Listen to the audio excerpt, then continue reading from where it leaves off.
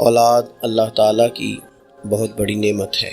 انسان جب صاحب اولاد ہوتا ہے تو خدا کی خاص رحمت اس کے شامل حال ہوتی ہے، لیکن اس کے ساتھ ساتھ انسان کے لیے یہ بہت بڑی آزمائش بھی ہے۔ اولاد کے ساتھ ڈھیر سارے مسائل بھی وابستہ ہوتے ہیں۔ ان کے لیے ان کے والد اور ان کی والدہ کے ذمے جو حقوق اللہ رسول نے صلی اللہ تعالیٰ علیہ وسلم عائد فرمائے ہیں، ان کا خیال رکھنا بھی بڑا ہی ضروری ہے۔ ہمارے ہاں یہ ہوتا ہے کہ ماں باپ یقیناً اولاد کے لیے اچھا ہی سوچتے ہیں، لیکن چونکہ ہماری سوچیں ہمیشہ دنیا داری کے گرد گھومتی ہیں اور ہمارے زمانے میں کامیابی کا معیار ہی لوگوں نے اقتدار کو، مال کو، جاہ و حشمت کو بنا لیا، تو پھر اپنی اولاد کے لیے بھی لوگ اسی کے حصول کو سب سے بڑا سرمایہ سمجھتے ہیں اور ہمیشہ بچوں کی یہی تربیت کرتے ہیں کہ انہیں مال کیسے جمع کرنا ہے، انہیں کس طرح سے معاشرے کے اندر حصول اقتدار کے لیے یا بڑے مناصب کے لیے کوشش کرنی ہے۔ نتیجہ یہ نکلتا ہے کہ ایک عجیب سی مادہ پرستی ماحول میں پیدا ہو جاتی ہے۔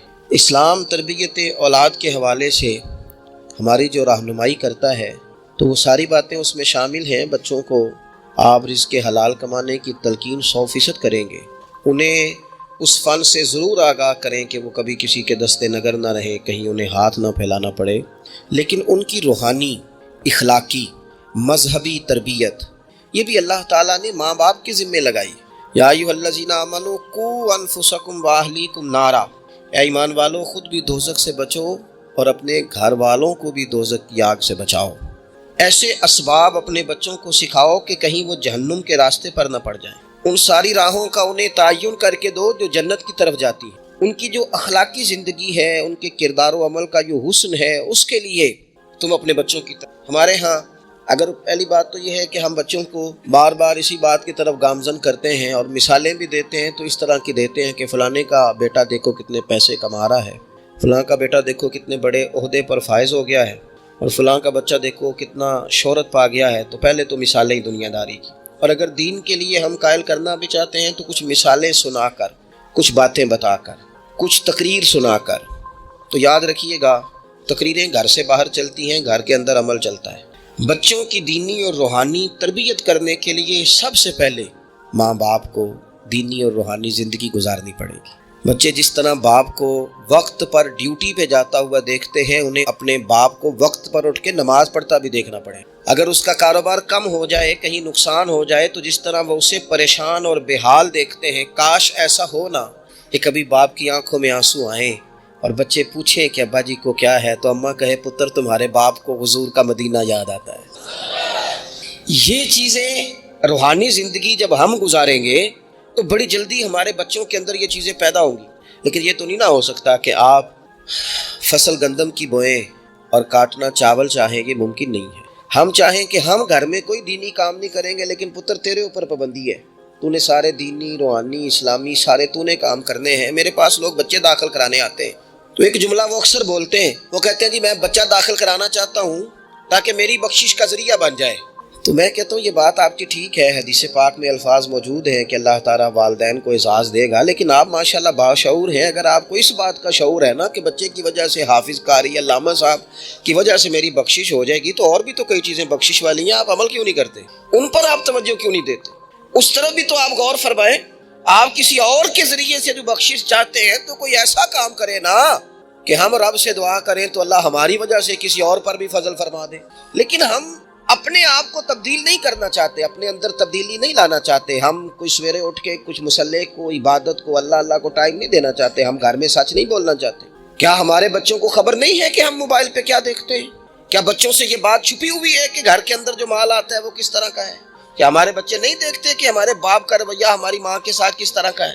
کیا وہ چیزیں بنظر غائب غور سے ملاحظہ نہیں کرتے کہ ہماری اماں کا رویہ اپنے میکے کے حق میں کیا ہوتا ہے اور باپ کے والدین کے حق میں کیا ہوتا ہے؟ وہ ساری چیزیں جو ہمارے گھر میں ہو رہی ہوتی ہیں وہ بغیر ہمارے بتائے بچے اسے سبق لے رہے ہوتے ہیں۔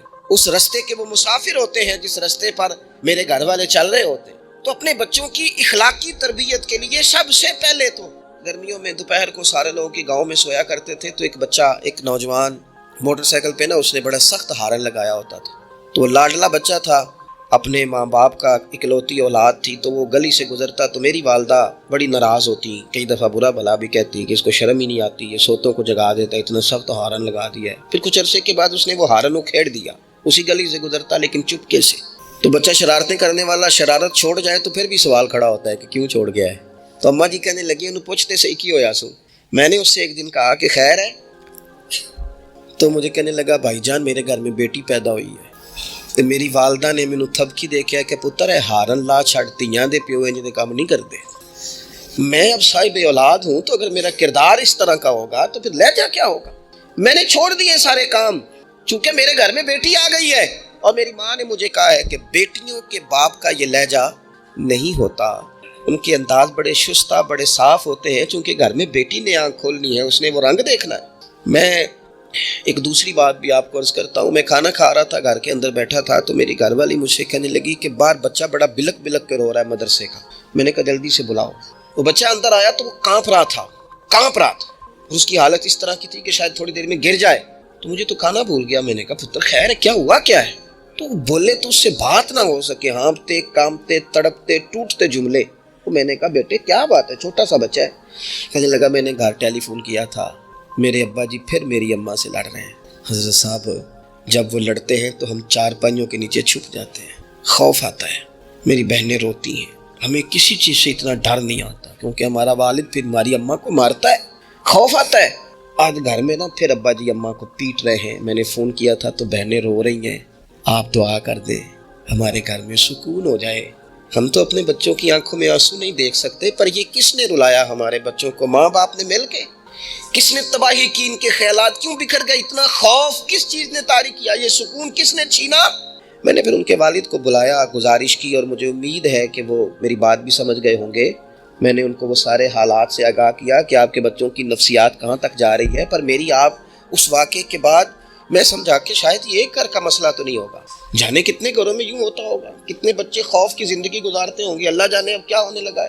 تو اپنے بچوں کی اخلاقی تربیت کے لیے، اخلاقی بڑا پیار کرتا ہے باپ اپنے بچے سے، میں صحیح بتاتا ہوں، بڑا پیار کرتی ہے ماں اپنے بچے سے، لیکن یاد رکھنا اس پیار میں کہیں وہ اخلاقی حدود کو کراس نہ کر جائے۔ یہ دیکھ لینا کہیں آپ کے لاڈ پیار میں کوئی ناجائز بات اس کے منہ سے نکلے کسی کے بارے میں اور آپ اسے قبول کر کے کہیں اسے تباہ نہ کر دیں۔ باپ میں نے دیکھا ہے یہ کام کرتے ہیں کہ بچے نے اگر کبھی کوئی تحفہ مانگ لیا ہے اور موقع آ گیا ہے تحفہ دینے کا تو باپ اوور ٹائم بھی لگاتا ہے۔ والد کہتا ہے اپنی فیکٹری کے مالک سے کہ میں تھوڑے تھوڑے کٹوا دوں گا، پر مجھے بچوں کے لیے گفٹ خریدنا ہے، ان کے کپڑے بنوانے ہیں، بڑی جان جوکھوں میں ڈالتا ہے، اور وہ کہتا ہے کہ میں اپنے بچوں کو مایوس نہیں دیکھنا چاہتا، میں اعلیٰ سے اعلیٰ چیز بھی لاؤں گا۔ پر آپ کو پتہ ہے اللہ کے پیارے رسول علیہ السلام نے فرمایا کسی باپ کا اپنے بیٹے کے لیے، اپنی بیٹی کے لیے سب سے بہترین تحفہ یہ ہے کہ وہ اپنے بچوں کو اچھا ادب سکھا دے۔ یہ سونا تحفہ دیا ہے باپ نے کہ اس بچے کو اس نے اچھی تربیت سے روشناس کرا، یہ خوبصورت تحفہ سونا، یہ کمال کر دی والد نے کہ اس نے اپنے بچے کے آداب زندگی میں ایک اچھے ادب کا اضافہ کیا۔ اب نہ ہزاروں کا لاکھوں کا تحفہ لے کے آئیں لیکن اس کی اخلاقی تربیت کریں، اس کے کردار میں جاذبیت پیدا کریں۔ ہو نہ آج بھی کوئی ماں ایسی جو غوث پاک کی ماں کی طرح کہے پتر بھوک کاٹ لینا پر جھوٹ نہ بولنا۔ ہو نہ کوئی ماں آج بھی ایسی جو بابا فرید کی ماں کی طرح یہ کہے پتر تجھے شکر پسند ہے پر ملے گی تب جب تو نماز پڑھ کے مصلی اٹھائے گا۔ ہو نہ آج بھی کوئی خواجہ بختیار کاکی کی ماں جیسی ماں جو سارا دن گھر میں سپارے پڑھتی رہے اور 15 سپارے یاد ہوں اور صبح شام پڑھے۔ او خدا کے بندو کچھ چیزیں ایسی ہیں جو کردار کی روشنی سے نور پاتی ہیں، جو صرف عمل کے حسن سے دنیا کو حسین کر دیتی ہیں۔ بچوں کی روحانی تربیت، اخلاقی تربیت، ہم جو بچوں کو سبق دے رہے ہیں وہ محدود زندگی کا دے رہے ہیں۔ ہم مسلمان ہیں، ہمیں ہمارے دین نے کہا ہے کہ زندگی 60-70 سال کی نہیں، اس کے بعد بھی ایک زندگی ہے جو ہمیشہ رہنے والی ہے، ختم نہ ہونے والی ہے۔ ہم نے بچوں کو جتنے اسباق پڑھائے ہیں وہ دنیاوی زندگی کے لیے، روزی روٹی کے لیے، کاروبار کے لیے، شادی نکاح کے لیے، لیکن ہمیں ہمارے دین نے کہا ہے کہ انہیں وہ سبق بھی دو جو قبر میں بھی انہیں کامیاب کرے۔ قوا انفسکم واہلیکم نارا، خود بھی دوزخ کی آگ سے بچو گے اور اپنے بچوں کو بھی بچاؤ گے، یہ اہتمام کرو۔ تو وہ خاص خوبصورتی جو ہمارے دین نے کہا ہے کہ ان کی اخروی زندگی میں ان کے کام ہے۔ دیکھیں نا نبی پاک صلی اللہ تعالیٰ علیہ وسلم نے 3 چیزیں ہمارے ذمے لگائیں، فرمایا اپنی اولاد کو سکھاؤ۔ یہ باپ کے ذمے لگائی ہیں حضور نے چیزیں، ماں کے ذمے لگائی، فرمایا یہ اپنی اولاد کو سکھاؤ 3 چیزیں۔ یا رسول اللہ صلی اللہ علیہ وسلم کون کون سی؟ فرمایا ایک تو اپنی اولاد کو اپنے نبی کی محبت سکھاؤ۔ اس کا مطلب ہے ابا کو نعت پڑھنی چاہیے نا، اس کا مطلب ہے اماں کو نعت آنی چاہیے نا، اس کا مطلب ہے حضور کے قصیدے یاد ہونے چاہیے نا، اس کا مطلب ہے نا کبھی بازو تھام کے باپ کا ہے نا پتر چل آج فلان جگہ تجھے لے جاؤ، وہاں مدینے والے کی باتیں ہوں گی۔ اس کا مطلب ہے کہ اسے باپ کو ان سارے رستوں کا تعین تو بیٹے کا بازو تھام کے اسے کتنی جگہوں پہ لے گیا ہے۔ چل ایک دن یوں بھی کہا، تھام اس کا بازو اور اسے حضور کے مدینے بھی لے جا کر محبوب کے سامنے کھڑا۔ فرمایا اپنے بچوں کو اپنے نبی کی محبت سکھاؤ، اور فرمایا دوسرے کام یہ کرو کہ اپنے بچوں کو اپنے نبی کی اولاد کی محبت سکھاؤ۔ سکھائی حضرت عمر نے جناب عبداللہ کو، عبداللہ ابن عمر کو محبت، تو پھر انہوں نے محبت کی۔ اپنی اولاد کو اپنے نبی کریم کی اولاد کی، اہل بیت کی محبت سکھاؤ۔ اور تیسرا حضور نے ذمہ لگایا کہ اپنے بچوں کو قرآن پاک کی تلاوت سکھاؤ۔ یہ ماں باپ سکھائیں، پہلے خود سیکھیں پھر اپنے بچوں کو سکھائیں۔ انہیں کہ پتر آ بیٹھ میرے پاس بیٹھ کے قرآن شریف پڑھ، میں تجھے پڑھاتا ہوں۔ تلاوت کلام مجید تو ہر مسلمان کے لیے صحیح تلفظ سے سیکھنا ضروری ہے، تو پہلے سیکھیں پھر سکھائیں۔ تو ان کی اخلاقی تربیت، روحانی تربیت، 2 انسان کی تربیت کے مزاج ہوتے ہیں، ایک اس کی ظاہری تربیت ہوتی ہے، ایک اس کی باطنی تربیت ہوتی ہے۔ اس کے ظاہر کا بھی خیال کریں۔ نبی پاک علیہ السلام کے سامنے ایک بچہ کھانا کھا رہا تھا تو جہاں سے مرضی کھا رہا تھا، تو اللہ کے پیارے رسول صلی اللہ تعالیٰ علیہ وسلم نے فرمایا سیدھے ہاتھ سے کھاؤ اور اپنی سائڈ سے کھاؤ، اللہ تمہیں برکت عطا کرے گا۔ بچوں کو اخلاق کا، آداب کا طریقہ بھی بتایا جائے۔ ہمارے ہاں نا شادی سے واپس آ کر، محفل سے واپس آ کر بچوں کو ڈانٹا جاتا ہے کہ آج تو آپ نے بڑی انسلٹ کرا دی، آپ کو روٹی نہیں کھانی آئی۔ تو بھئی یہ بچوں کو آپ ڈانٹے نہیں، یہ تو آپ کو چاہیے تھا کہ اس سے پہلے سکھایا جاتا کہ کھانا کیسے ہے، بیٹھنا کیسے ہے، جانا کیسے ہے، کسی سے سلام کلام کیسے کرنا ہے۔ یہ ڈانٹنے کی بات ہے؟ یا استاد کو چاہیے تھا کہ اپنی کارکردگی پر غور کرتا، بجائے اس کے کہ اپنی کارکردگی کو دہرایا جائے۔ الٹا آپ اس شخص کو ڈانٹ رہے ہیں جو زیر تربیت ہے۔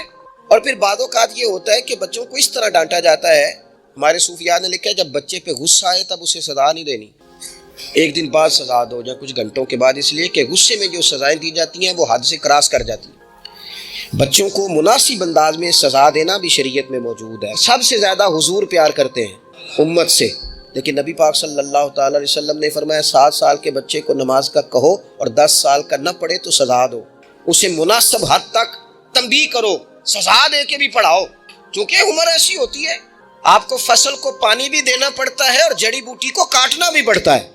اب کو بندہ کہ نہیں میں بڑے مہربان طبیعت کا مالک ہوں جی، میں جڑی بوٹی کیسے کاٹوں؟ تو بھئی جڑی بوٹی کو کاٹنا بھی فصل سے پیار ہی ہے، اس پر بھی توجہ ہونا چاہیے۔ ایک مناسب مقدار میں آپ کسی چیز کو بھی رکھیں، افراط اور تفریط سے پاک۔ بچے کو مناسب حد تک آپ تنبیہ کریں، اس کی ظاہری باطنی تربیت پر توجہ دیں۔ حضرت عمر بن عبدالعزیز رحمۃ اللہ علیہ کے والد مصر میں ہوتے تھے، اور جناب عمر بن عبدالعزیز حضرت صالح بن کسان رحمۃ اللہ علیہ کے محدث تھے، ان کے پاس مدینہ طیبہ میں تعلیم حاصل کرتے تھے۔ تو آپ نے اپنے استاد صاحب کے پیچھے عصر کی نماز پڑھی تو 1 رکعت آپ کی لیٹ تھی، اٹھ کے آپ نے نماز پوری کی۔ تو حضرت صالح بن کسان محدث تھے، عالم تھے، حدیث پاک کو جاننے والے، وہ حضرت عمر بن عبدالعزیز سے کہہ رہے ہیں بچپن ہے اور والد مصر میں۔ انہوں نے پوچھا بیٹا کہاں تھے؟ نماز میں 1 رکعت میں نے دیکھا کہ آپ نے دیر سے نماز پڑھی ہے۔ تو عرض کرنے لگے میں نا حضور کنگھی کر رہا تھا۔ بعض بچے آئینے کے سامنے کھڑے رہتے ہیں، پھر بڑی بڑی دیر ہی کھڑے رہتے ہیں، کنگھی کر رہا تھا تو ذرا دیر ہو گئی۔ حضرت صالح بن کسان رحمۃ اللہ علیہ نے ان کے والد کو مصر میں خط لکھا، فرمانے لگے جوانی بھی ہے، موقع بھی ہے، فرصت بھی ہے، اور ابھی بھی آپ کا بیٹا جماعت سے نماز نہیں پڑھتا۔ مصر میں خط گیا، آج جب میں نے پوچھا ہے تو اس نے کہا میں کنگھی کر رہا تھا۔ اتنے معمولی سے کام کے لیے اس نے تکبیر اولیٰ چھوڑ دی۔ اب وہاں مصر میں بیٹھے والد نے یہ نہیں کہا کہ مولوی صاحب آہستہ آہستہ ٹھیک ہو جائے گا، آپ کو کیا ہو گیا ہے، کوئی بات ہے کرنے والی؟ انہوں نے وہاں سے گھوڑے پہ بندہ دوڑایا، بندہ مدینہ طیبہ آیا، اس نے کہا جاتے ہی عمر بن عبدالعزیز کو لے جانا حجام کے پاس اور اس کے سارے بال اتروا دینا، اور اسے کہنا پتر جن بالوں کی وجہ سے نماز رہ جائے ان بالوں کو سر پہ نہیں رہنا چاہیے، تیری جماعت کی رکعت رہ گئی پتر، اتنا بڑا کام، اللہ کے حضور حاضری کا موقع تھا۔ پھر اس کا رزلٹ کیا نکلا؟ حضرت عمر بن عبدالعزیز بادشاہ بنے، 39 سال عمر میں انہوں نے پوری امت کو خیر سے بھر دیا۔ حشام بن عبد الملک کے بھی 11 بیٹے تھے، جناب عمر بن عبدالعزیز کے بھی 11 بیٹے تھے۔ حشام جب دنیا سے گیا تو ہر بیٹے کو 10 لاکھ دینار آئے، اور جناب عمر بن عبدالعزیز جب دنیا سے گئے تو 11 بیٹے تھے اور 6 دینار تھے۔ اور جاتی دفعہ کہنے لگے پتر اپنے باپ پہ شکوہ نہ کرنا، تمہارا باپ بزدل تھا، دو رستے تھے، یا تو میں اپنے لیے جہنم کٹھی کرتا اور تمہارے لیے جائیداد بناتا، لیکن میں بزدل تھا، دوزخ سے ڈر گیا، میں جائیداد نہیں بنا سکا، اپنے باپ کو معاف کر دینا۔ تو بچے کہنے لگے ابا جی ہم جس گلی سے گزرتے ہیں لوگ اٹھ کے کھڑے ہو جاتے ہیں کہ نیک باپ کی اولاد جا رہی ہے، اچھے باپ کے بچے جا رہے ہیں، ہمیں کوئی ضرورت نہیں جائیدادوں کی۔ وہ شخص جو یہ بیان کرتا ہے نا کہ 6 دینار چھوڑ گئے تھے، وہ کچھ کفن دفن پہ لگ گئے، کچھ اور کسی کام لگ گئے، 6 دینار کل بچے بچوں کے پاس، 11 بیٹوں کے پاس، لیکن وہ شخص کہتا ہے وہ جو 10 لاکھ دینار ہشام بن عبد الملک کے بچوں کو آئے تھے، وہ مسجدوں کے سامنے بھیک مانگا کرتے تھے، چونکہ جب بچوں کو بنا اس طرح کا دیا گیا کہ کھانے میں پینے میں موج میں اڑا دیا مال، اور یہ جو 6 دینار 11 بیٹوں کو دے کے گیا، رب نے اتنی برکت دی کہ ایک ایک بیٹا ایک ایک وقت میں 100 گھوڑے مال کے بھرے ہوئے رب کے رستے میں خیرات فرمایا کرتے۔ اصل دولت اولاد ہے، اصل دولت اس کا اخلاق ہے، اصل دولت اولاد کی اخلاقی تربیت ہے۔ ایسا نہ ہو کہ مال کمانے کے چکر میں اصل دولت سے ہاتھ دھو، ایسا نہ ہو کہ بینک پیسوں سے بھر جائے اور ہماری اولاد ہاتھوں سے نکل جائے، ایسا نہ ہو کہ ہم نے یاروں کو ٹائم دے دے کے تو بڑی دور نکل گئے ہم، لیکن ہمارے بچے کے ذہن میں چند سوالات تھے، ہم انہیں مطمئن نہیں کر سکے، ہم نے نوکروں کے ذمہ ڈال دیا، فلانے کے ذمہ ڈال دیا، چچا کے ذمہ ڈال دیا، وقت نہیں دیا، ٹائم نہیں دیا۔ کائنات میں سب سے مصروف زندگی رسول کریم کی ہے، پر حضور تو انہیں کندھوں پر بھی بٹھایا کرتے تھے، نماز میں بھی بچے ساتھ آ جاتے تھے اپنی، اور پھر بچوں کو احساس دلائیں کہ سب انسان برابر ہیں، انہیں تقوی کا درس دیں۔ آپ نے ناراض نہیں ہونا، امیروں کے بچوں کو یہ سبق دیا جاتا ہے کہ تہاڈا سٹیٹس نہیں ہے تسی فلانے نال کھیڈن ڈے سو۔ حضرت عمر کے زمانے میں ایک گورنر کے بیٹے نے ایک غریب کے بیٹے کو مارا تھا، تو حضرت عمر نے نا گورنر صاحب کو معزول کر کے اونٹ چرانے پہ لگا دیا۔ لوگوں نے کہا ابے کا کیا قصور ہے؟ فرمانے لگے اس کا بھی تو قصور ہے نا، اسی نے تو اسے بتایا کہ تو گورنر کا پتر ہے، اگر وہ بتاتا کہ بیٹا قانون سب کے لیے ایک جیسا ہے تو یہ کام نہ ہوتا۔ چھوڑ دو کمی اور چودھری کی تقسیم، تمہاری اولادیں بچ جائیں گی۔ چھوڑ دو امیر اور غریب کا فرق، بچے متقی اور پرہیزگار ہو جائیں گے۔ چھوڑ دو یہ سٹیٹس کا دھندا، تمہاری اولاد کے دل سے کبر اور تکبر نکل جائے گا۔ محبوب نے یہ فرق مٹا کے ہمیں بتایا ہے کہ اخلاق حسن ہے، کردار معیار ہے۔ تمہارے اندر اگر تقوی کی دولت آتی ہے تو یہ اصل اعزاز ہے۔ خوش قسمت ہے وہ باپ جس کو کوئی آ کے کہے کہ تیرے بیٹے کو نماز پڑھتے دیکھا ہے۔ میں نے ایک جگہ نا ایک تراویح پڑھی، تو میرے ساتھ ایک صاحب تراویح پڑھ رہے تھے، وہ روتے جا رہے ہیں، تو میں یہ سمجھا کہ شاید ان کو قرآن مجید کی سمجھ آ رہی ہے، چلے تھوڑا بہت، میں بھی طالب علم ہوں قرآن پاک کا، تو میں نے کہا ایسی آیات تو نہیں ہے اتنا رونے والی، لیکن بہت ہی رو رہے ہیں۔ تو 2 رکعتوں کے بعد میں نے ان سے کہا کہ اب تو آپ کی کیفیت وہاں چلی گئی ہے کہ نماز میں اتنی آواز نکلنی نہیں چاہیے، کیا مسئلہ ہے؟ تو کہنے لگے حضرت صاحب میرا پتر پہ تراویح پڑھانا ہے۔ تو یہ دیکھیں نا، یہ بہت بڑی خوبصورتی ہے، لیکن یاد رکھیں اس کا حافظ قاری عالم ہونا بھی بڑی بات ہے، لیکن شرط یہ ہے کہ وہ اخلاقی طور پر اگر ایک اچھا انسان بن جائے تو پھر بھی بڑی بات ہے۔ اگر آپ کو یہ کوئی آ کے بتائے کہ میں جا رہا تھا چکی پہ گندم لے کر پسوانے کے لیے، لیکن تیرے بیٹے نے تو جلدی سے موٹر سائیکل روکا ہے، اور اس نے کہا چچا جان مجھے دینا میں چھوڑ کے آتا ہوں، اور میں جا رہا تھا ڈاکٹر کی طرف دوا لینے، لیکن اس نے کہا کہ آپ ادھر میرے ساتھ آئے نا، میں جاتا ہوں آپ کو لے کر کے۔ یہ بہت بڑا احساس ہے۔ بچوں کو اخلاقاً مضبوط کر دینا، ان کے کردار کے اندر وہ خوبصورتی لے آنا۔ میں بڑے درد سے آپ سے عرض کروں، ہم اپنی اولاد کی تکلیف نہیں دے سکتے، دیکھی نہیں جاتی، کیسے دیکھیں گے؟ تو مجھے بتاؤ، کیا خدا نہ خواستہ اللہ تعالیٰ سب کو محفوظ کرے، قیامت میں اگر اولاد کو عذاب ہوگا تو دیکھا جا سکے گا؟ اور اگر نہیں دیکھ سکتے تو پھر خدا را کبھی بھی انہیں رزق حرام نہ کھلانا، تھوڑی روٹی لیکن حلال، تھوڑا مال مگر جائز، سادہ سواری مگر جائز پیسوں۔ میرے نبی پاک صلی اللہ علیہ وسلم نے فرمایا جو گوشت حرام سے پلے گا وہ جنت میں نہیں جائے گا۔ اپنے بچوں کے لیے رزق حلال کا بندوبست کریں، جس طرح ڈھونڈ کے لاتے ہو نا بچوں کے لیے اچھا گوشت، ڈھونڈ کے لاتے ہو نا بچوں کے لیے وہ غذا جس میں ملاوٹ نہ ہو، ڈھونڈ کے لاتے ہو نا بچوں کے لیے وہ والا کھانا جو غیر معیاری نہ ہو، معیاری ہو، ڈھونڈ کے لاتے ہو نا خالص چیزیں اپنے بچوں کے لیے، اسی طرح ان کے لیے طیب اور طاہر رزق بھی لے کے آؤ، تاکہ ان کے اندر روحانیت پیدا ہو، تاکہ تقوی کی روشنی دوڑے۔ امام حسن رضی اللہ تعالیٰ عنہ مسجد نبوی شریف میں تشریف لائے تو صدقے کی کھجوروں کا ڈھیر لگا ہوا تھا، ایک کھجور بچپنا تھا، اٹھا کے منہ میں رکھ لی، اللہ کے رسول صلی اللہ علیہ وسلم نے انگلی ڈال کے نکال دی، فرمایا پتر میری اولاد کے لیے صدقہ جائز نہیں، انگلی ڈال کے حضور نے نکال دی۔ ہمیں یہ سبق دیا کہ تمہاری اولادوں کے قریب صرف وہ رزق جانا چاہیے جنہیں رب رسول نے ان کے لیے جائز رکھا ہے۔ اگر گلے میں انگلی ڈال کر بھی تمہیں وہ لقمے نکالنے پڑے تو نکال دینا، یہ طریقہ تمہارے لیے تمہارے نبی نے رکھا ہے، ان کے قریب حرام نہ جانے دینا، ورنہ ہم ڈھونڈتے پھریں گے دوستو، ہم ڈھونڈتے پھریں گے، چیزیں کہیں کی کہیں پہنچ جائیں۔ خدا را ان کا قصور کیا ہے نونہالوں کا؟ یہ تو ہماری گود میں پلتے ہیں، کیوں ہم انہیں وہ والا مال لا کے دیتے ہیں جو ان کے لیے جائز نہیں؟ کیوں ایسی چیزیں انہیں فراہم کرتے ہیں کہ ان بیچارے بھولوں کو پتہ ہی نہیں ابا کیا کچھ لے آیا؟ طیب، حلال، پاکیزہ، صاف ستھرا، معیاری ان کے لیے غذا کا بندوبست کریں۔ اور ان کے لیے ایک بات اور آپ کو آخر میں عرض کرنی ہے، یہ آپ نے نا میری منت سمجھنی ہے۔ اس طرح بچوں کو نسخے بتاتے ہیں نا کمائی کرنے کے، اس طرح انہیں ہنٹس دیتے ہیں نا دنیا میں چھا جانے کے، اس طرح آپ اپنے بچوں کو وظیفے بتائیں، انہیں اذکار کی فضیلت والد صاحب بتائیں۔ کیوں کہ یہ میرے نبی پاک کا طریقہ ہے صلی اللہ تعالی۔ دیکھو نا حضور کے دروازے سے سب کو سب کچھ ملتا ہے نا، اور صحابہ کہتے ہیں جو چیز نہیں سنی نا کبھی وہ لفظ نہیں ہے، یہ لا نہیں ہے، یہ سنا ہی نہیں کبھی، لیکن نبی پاک صلی اللہ تعالی علیہ وآلہ وسلم نا سحری